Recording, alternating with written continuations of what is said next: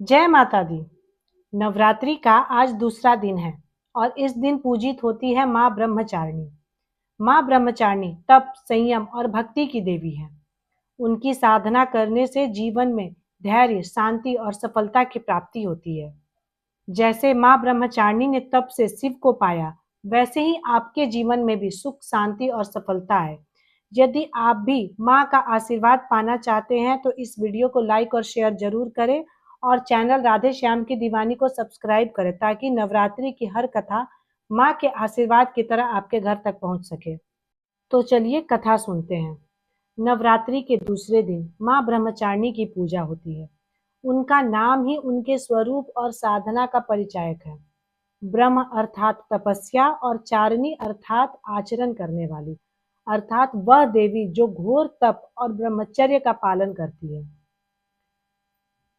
प्राचीन काल में जब दक्षायनी सती ने अपने पिता दक्ष के यज्ञ में अपना शरीर त्याग किया, तब भगवान शिव गहन समाधि में चले गए। सती का पुनर्जन्म पर्वतराज हिमालय के घर हुआ और उनका नाम पड़ा पार्वती।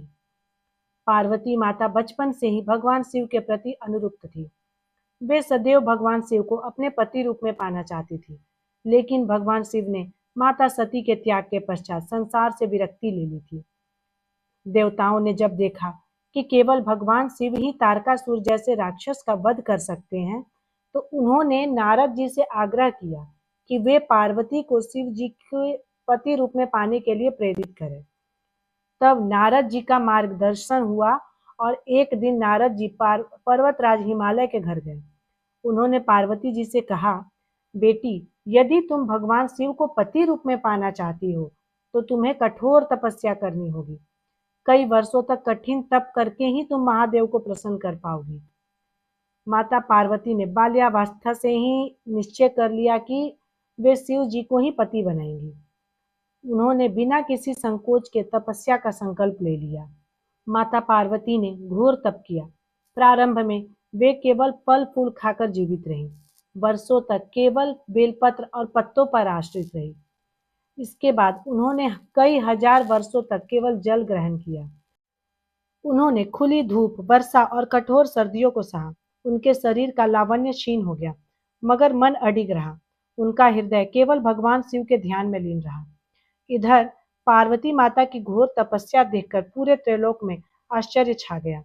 देवगण, ऋषि मुनि सभी उनकी सहन शक्ति और धैर्य को देखकर दंग रह गए।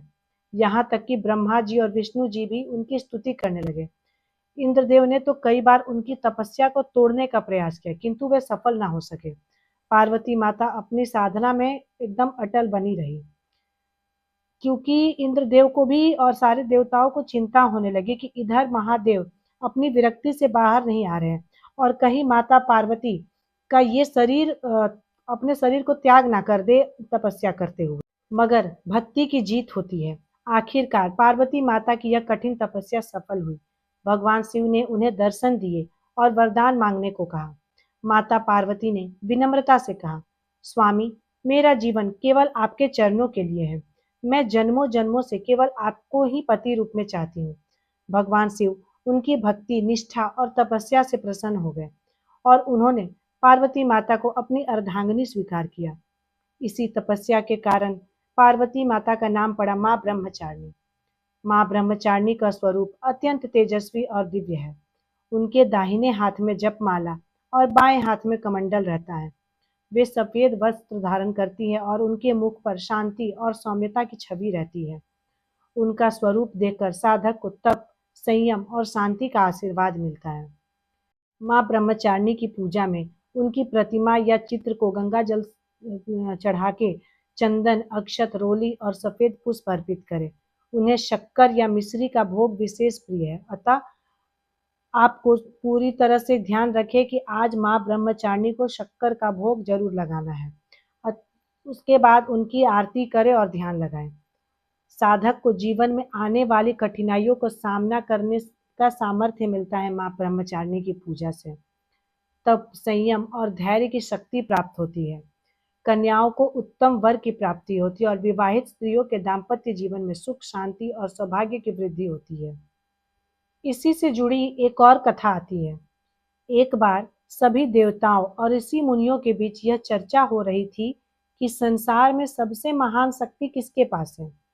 कोई कहता ब्रह्मा जी सृष्टि रचते हैं तो वो सबसे बड़े हैं, कोई कहता विष्णु जी पालन करते हैं तो वे महान हैं, तो कोई कहता महादेव संहार करते हैं तो वही सबसे शक्तिशाली है। तभी नारद जी वहां पहुंचे और बोले, संसार में सबसे बड़ी शक्ति तपस्या की है। जिसके पास तप का बल है वही देवताओं और त्रिदेवों को भी प्रसन्न कर सकता है। ये सुनकर सभी देवताओं ने पूछा, तो वो कौन है जो इस तपस्या की देवी कहलाती है। नारद जी ने बताया कि वह और कोई नहीं, पर्वतराज हिमालय की कन्या पार्वती है, जिन्होंने भगवान शिव को पाने के लिए हजारों वर्षों तक घोर तप किया। इसी तप और संयम के कारण उन्हें ब्रह्मचारिणी कहा जाता है।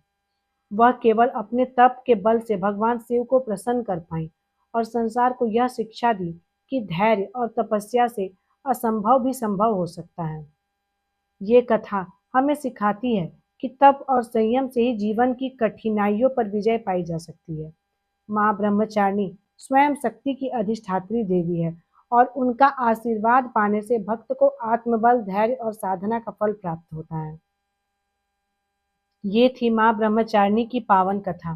कल हम सुनेंगे नवरात्रि के तीसरे दिन पूजित माँ चंद्रघंटा की कथा। जुड़े रहिए हमारे चैनल राधे श्याम दीवानी के साथ। जय माता दी। माँ दुर्गा की कृपा आप सभी पर बने रहे।